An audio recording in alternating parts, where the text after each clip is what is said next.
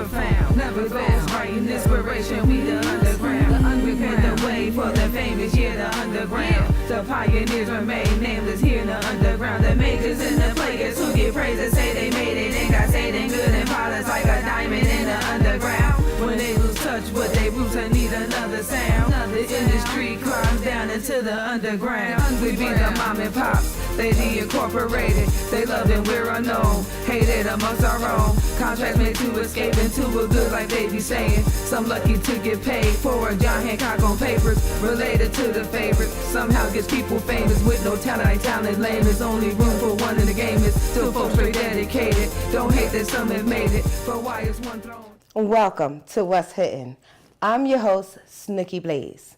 What's Hittin' is a series designed to get up close and personal with independent, underground, emerging, and established artists, actors, singers, rappers, producers, musicians, engineers, and many more. Today on What's Hittin', we have Mr. Roland Lane. Mr. Roland was born in Philly, but he moved to Jersey. He had a love for directing, so he went to school for it, and that's where he found his truest passion, in front of the camera, as an actor. Mr. Roland is an established actor on film and in the theater. And when we come back to What's Hittin', after checking out one of our independent artists, we're going to be right here on the couch with Mr. Roland Lane on What's Hittin'. And I'm your host, Snookie Blaze. Stay tuned.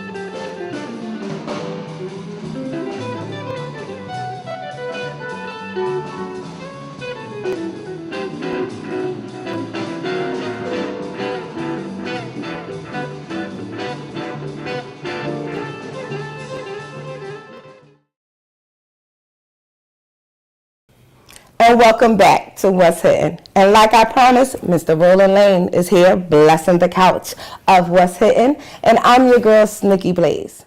So we're going to jump right into it. We love to get up close and personal with our people. So the first thing we would like to know is, what was your first professional job as an actor? My first professional job as an actor was this play called Birthday Boys. The reason why I say it's professional, because it's not professional until you start getting paid. Yeah. That was the first one I got paid for. And it was, the setting was kind of around Afghanistan, and we were soldiers, and we play a prank on our fellow soldiers. So we kidnap them, we blindfold them, we drive them all around the base, and then we sit them down into a dark room, we blindfold them, we bind them, and it's a 90-minute show, but the audience is not aware of the joke. So they think they're actually really captured by terrorists, like they really think their lives on the line. We do a whole execution thing where we may kill them or we may not. And the reveal at the end is like, this has been a whole prank for one of our friends' birthday. Wow. Which is why the name of the story is called Birthday Boys. Worked with a really great cast. It was a lot of fun. It was like a big frat house. It sounds crazy intense, though. It was a good time. It was intense, but it was fun the entire time. Oh, great. So have you had a role that you would say resonates with you? Like, have you had one yet? Yes. I most recently, back in October, I did this play called Chokehold, and it dealt with police brutality and the policing of black bodies here in America.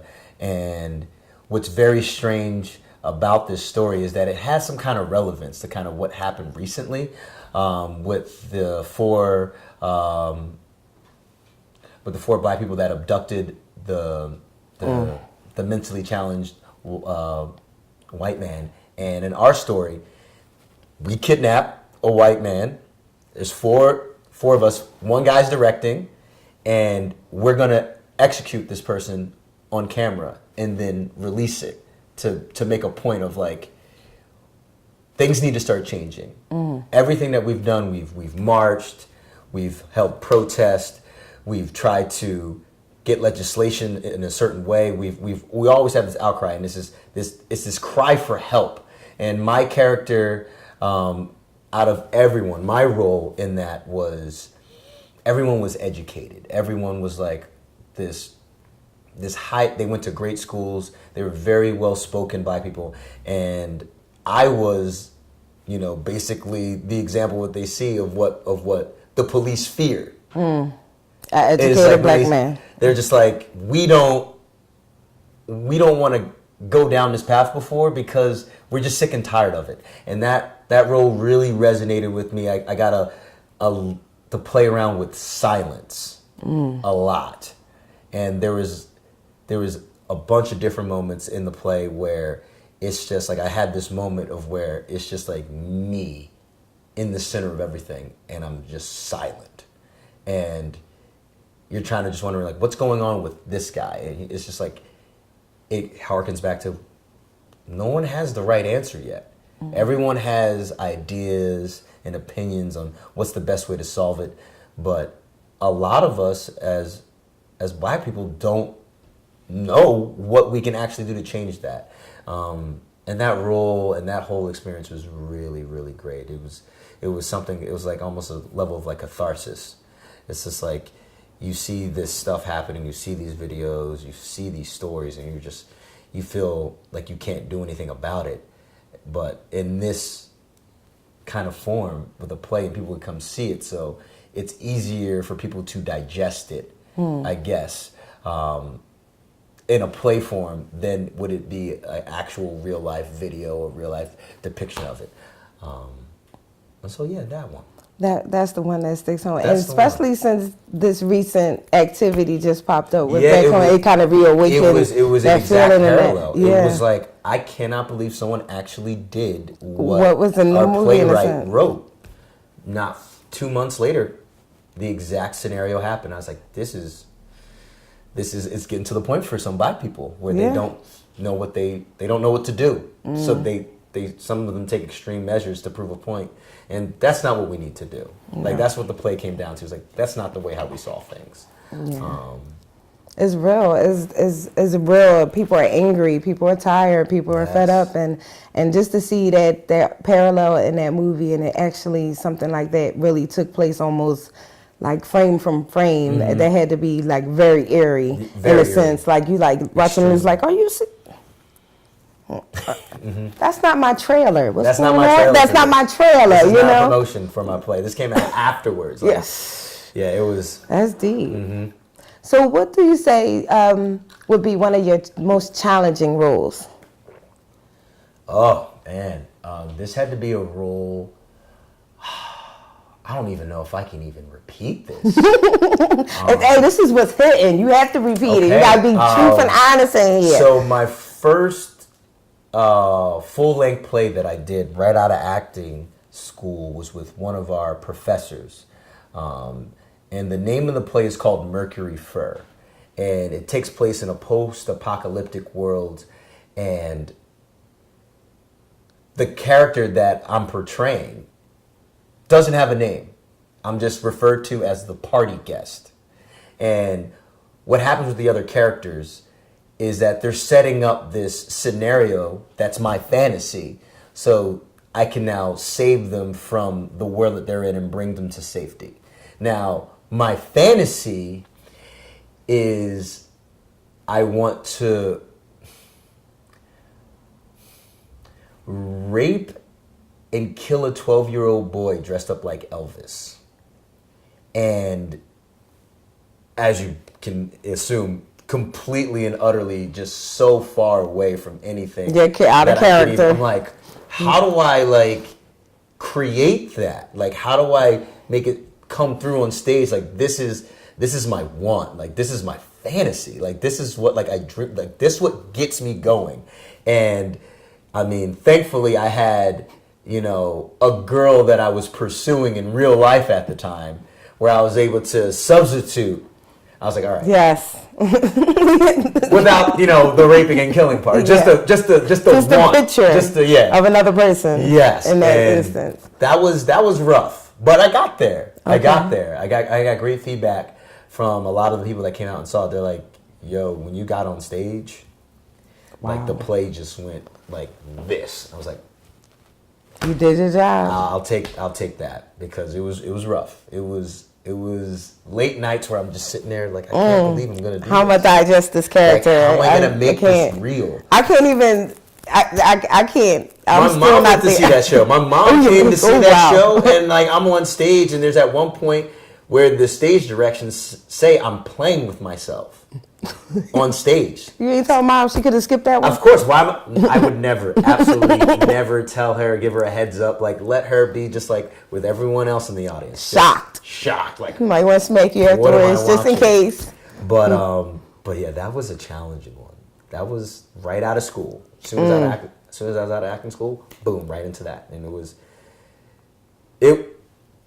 it was rewarding knowing that what I could do to put myself in that kind of position, even because it was a character that was just so far away from what I am just in general. But yeah, I would definitely say that one, first one. Yeah, I can totally imagine. I'm speechless right now. Yeah, it was something that I haven't done since. Like, I didn't revisit that. You're like, I'm okay, I'm cool. I don't think we're gonna read that script. I'm cool. I'm gonna just put that one in the box. Mm-hmm. So tell me, what do you like to drink when you're out relaxing? Oh, tequila. What? Tequila. It's No.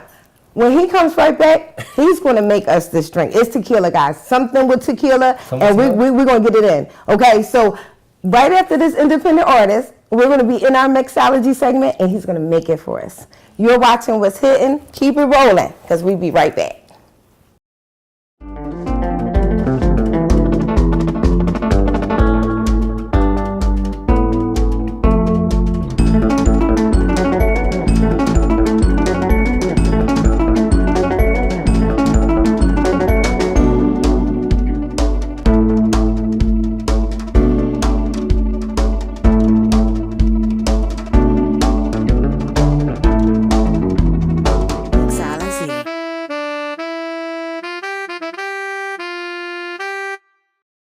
And we're back to What's Hitting.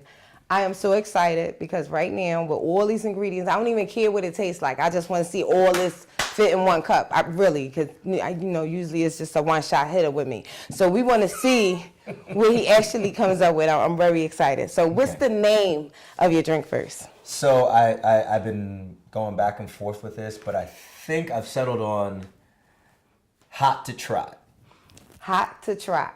So when you want to look up this drink on the website, it's going to be under Hot to Try. Mr. Roland Lane. Yes. Okay, let's see. Get it in. So let the beauty begin. We're going to start right here. Make up a little bit of these. And this is why it's hot, right? Because of the jalapeno? Yes, this is just only going to add a little bit of a kick to this cocktail. It's not going to be obviously the base of it, but it's going to give you something a little bit different. Okay, but so don't overdo it, because these is really hot. Not seriously, these is extremely hot. I eat them. Don't put too much in here. Pay attention, people. You see how you put one in here? Just one. Because the seeds are strong. The seeds are going to give you the heat. Okay. All right. So that's going to float around in my drink, the seed. So I'm going to have to drink the seed. I can't spit the seed out. No, you'll see. Okay, all right. Now, if you're wondering why we have so many glasses, I just want to give a shout out to my production staff that's behind the scene alcoholics and guests that's also behind the scene alcoholics here today. And we want to make sure everybody gets to taste this because, like I said, this is one of the most elaborate drinks we done had on What's Hidden. So we definitely wanted to spread the love and let everybody taste it. Mm-hmm. And plus, we probably ain't gonna do this much work to make another drink somewhere else. This is some bartender skills right here. Or pre-batch, you know? Okay, he want pre-batch it for us, so we had some for later. Because we ain't gonna pour this out like this no more, you know. Let's see. What we got here? Okay, that should be. That's all you need? That's all we need right here. That's what we need. No. You got enough for all 5? Somebody missing a jalapeno. Oh. Staff gonna get on you. I'm trying to tell you. It ain't me. Hold on, not that one. Let's use. They gonna look at you. Now be careful. Don't try to touch the seeds, cause. Oh yeah, don't rub your eyes after you cut your jalapenos, people. Or the lime, none of this citrus. You don't want to put your fingers in your eyes with this drink at all. Do I even have some juice left in here? Do I need another? I don't know. Do you need another one? Well, hey, we'll make 4. If we got enough for a 5th one, we'll make a 5th one. Okay. I'll make sure everyone else has one. I'll sit out. No, you can't sit out. I'm gonna taste it because I know it's gonna be good. So. I'm good. They good. It's just a little lime. Throw a slice of lime in here. They good. Okay. See, that's juice. Just to squeeze it, yeah. We'll get into the producer that yelled the most. Shh, shout out to mommy. All right, so I'll put this over here, get this out of the way. Will you need this for your lemon? All right. So right now we're already gonna go ahead and that's what we want to do. All right, what we doing? And what is this now? We put in the rest of. We're gonna salt the rims. And we're using lime to do that. Oh, see what I'm doing right here? See, we make a mess up in here and we're sitting. It's okay.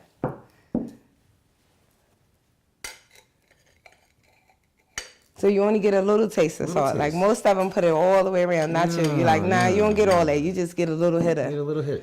Okay. And it's bad when you gotta make 5 drinks and there's only 2 of us as guests, you know. But we're not gonna talk about it. It's okay. We won't talk about it. He's showing his bartender skills here. How you can do multiple drinks at one time because of our guests and people. There we go. And now it's all downhill from here. Downhill. So we got what's left? Pineapple juice. So first we're gonna pour in this. Ooh, that's tequila, people. It's ready to come out. That's heavy. That's someone cheering over there? Yeah, I got a producer talking about double shot. I'm just, we gonna talk about it. A little lush. A little bit of sweetness in there. Now, this is just not any kind of sweetness. This is agave. That's agave sweetness it's a natural right here. sweetener. We're not trying to use sugar. Okay. Everything natural right there. And then now, That's your pineapple juice. Pop your top. There's mason jars up in the house. That looks pretty. I'm just a little scared at the jalapeno. There's a little bit. Just saying.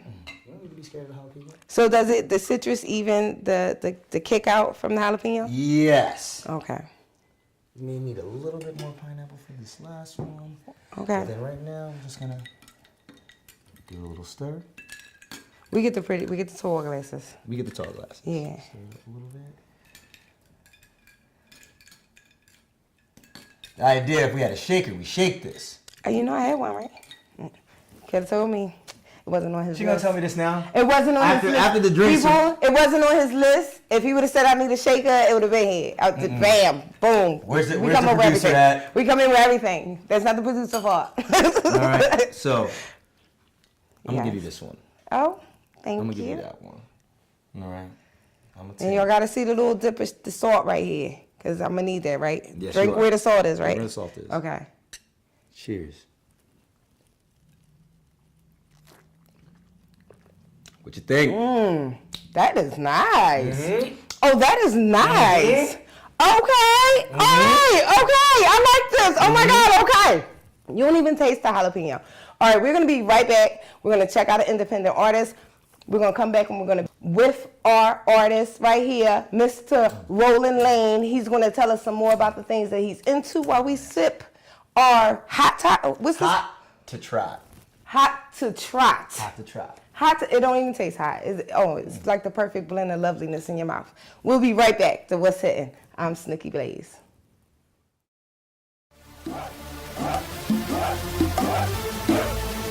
We in the building.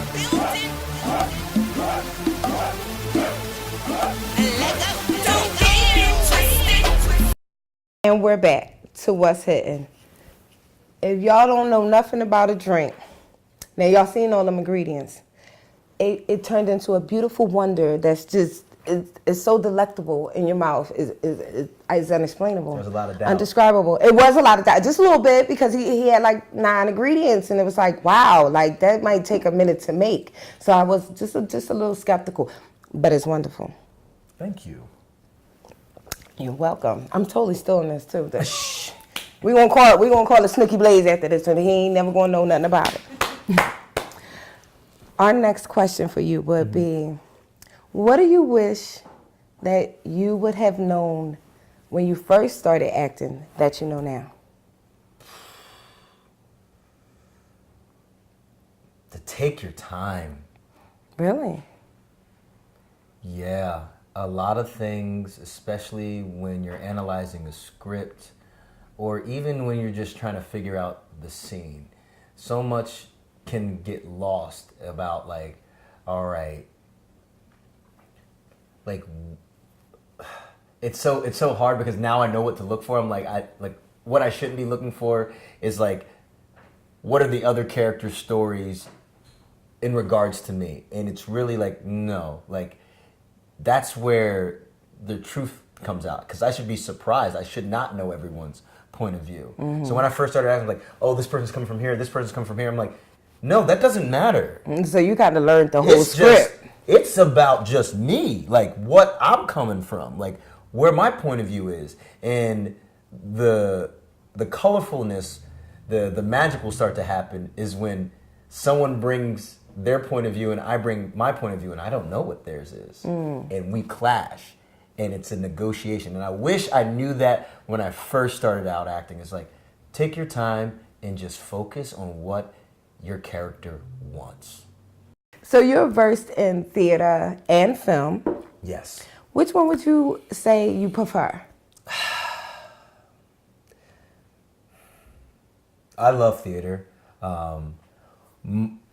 Film is where the money is. But I feel like you're just in the wind if you skip over the whole theater experience and you go straight to film, because so much of it is in film is stop and start and reshot and retakes, and if you can't figure out the arc, theater lets you go through the arc. Like when you're filming something, they could film the end first and then they can shoot it out of range, later. Yep, and just put it together. But theater, you get to go on that ride the entire time, every single time during rehearsals. You're like, I see why this is the moment. This needs to be highlighted because it's at this portion of the show. Like if it requires a certain other type of discipline for film. And theater, it's a little bit, you get to create more. You have the ability to create with another person and just another group of people just in general. In film, you're just like, these are my lines, like this is my mark, this is my frame, like don't move like this because then you'll be out of frame. Yes, so just Lord. keep your head straight and just say the line. And this is like, okay, that's great. You can find some I guess happiness in doing that, but I'm more fulfilled when it's a great ensemble and we're really working and we're finding moments that are just natural and organic. And I definitely want to do both, but I would say my love is more towards theater. You feel like you're more able to take people on a journey through theater instead of... Yeah. Because a movie is much kind more of intimate. just like what It's it's going to be. Theater. Yeah. It's live theater. You get immediate reaction. To everything you say. You do a comedy in a movie, you're like, I don't know if people are going to laugh at this. Is this funny? Yeah. Or will it be funny 10 months from now? And then you're like, you can do theater and you do the performance that night and you're like, nobody did anything. You're like, I think I need to change that line. We're going to the drawing board and work on that. Yeah, or you can improv too. If you're not exactly right. feeling the crowd, you can throw some extras in there to give the character a little bit more substance that you connect to the You people. hope the playwright's not there that night. Yeah, Yeah, you can't be changing up if they're in the audience. Now, if they off that day, you can throw a little line here, a little line there. You know, you give a little character to your stuff. But if the playwright there, you better verbatim. You better be sitting there Don't verbatim. change it. Okay, now. You will have a meeting after the show. I know that's right. Now, tell me some of the challenges you feel as though you're facing with Hollywood. And be honest now, this is what's hitting. We all know the deal. I feel some of the challenges in Hollywood works on both sides, and I'll touch on it briefly. There's definitely a double standard when it comes to casting for certain films. So, for example, we got one coming out right now with Matt Damon, The Great Wall. It's like, oh, so he's this great white savior of like this particular group of people. Like, now I haven't seen the movie, so I don't know. So I'm not like quick to judge that. But it's just like, just seeing it is like The Great Wall is like, why couldn't you get a name brand or a name Asian actor? There's a lot of them out there to be in that role. But Hollywood seems to have no problem to keep on doing that. Another example is, I don't know if people remember this movie, Wanted, with Angelina Jolie, Morgan Freeman, James McAvoy. It's based off of a comic book. Now, Angelina Jolie's character in the comic book, it's not even up for discussion. It's a black woman. But in the movie, when it's cast Angelina Jolie, no problem whatsoever. But if Michael B. Jordan is the Human Torch in the Fantastic Four, oh no, this is ridiculous. The Human Torch is white. All right, he's white in the comics.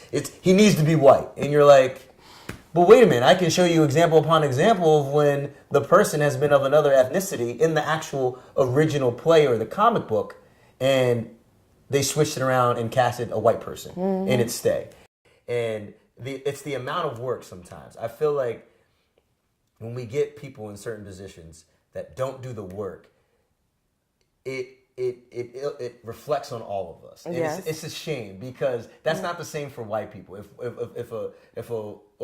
That's not the same for white people. Yeah, just to be real, it's not the same for white people. And that's just not how it goes down with them. If someone doesn't hold up their end of like putting in the work, it's like they're not lumped together with the rest of their race.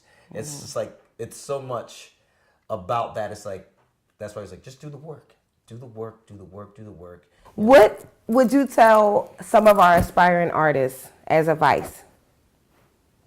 Persistence. Just keep going. Keep the train moving. If you got something that that speaks to you and fulfills you, don't be so bogged down. Just be persistent. Don't stop. Don't get down on yourself. Just keep moving. Just keep moving forward. And you heard it first from Roland Lane, one who's been out here, went through the trenches, and is doing it. He's really doing it. So this is somebody that you can take those words and run with. Now, where can people find you if they are directors and producers who are out here and they might want to make us a new movie and they want to call you? Where you at? Well, I'm on a bunch of different social media sites, but you can definitely, if you really want to track what I do professionally, it's definitely on Instagram. You can follow me at Roro, that's RORO, SL4. And you'll see certain pictures that I have up right now of just behind the scenes stuff, us just goofing off in between takes before we start shooting for the day, before we start rehearsal, what have you, and like document kind of the process of the whole collaborative effort between, the production that we're in. And so I would definitely say, follow me on there to see like where my career is moving towards. Yeah, that's it. I would say, yeah. All right. But this was What's Hidden. I'm your girl, Snookie Blaze. And like we promised, Mr. Roland Lane was right here up on the couch. We'll see you next time.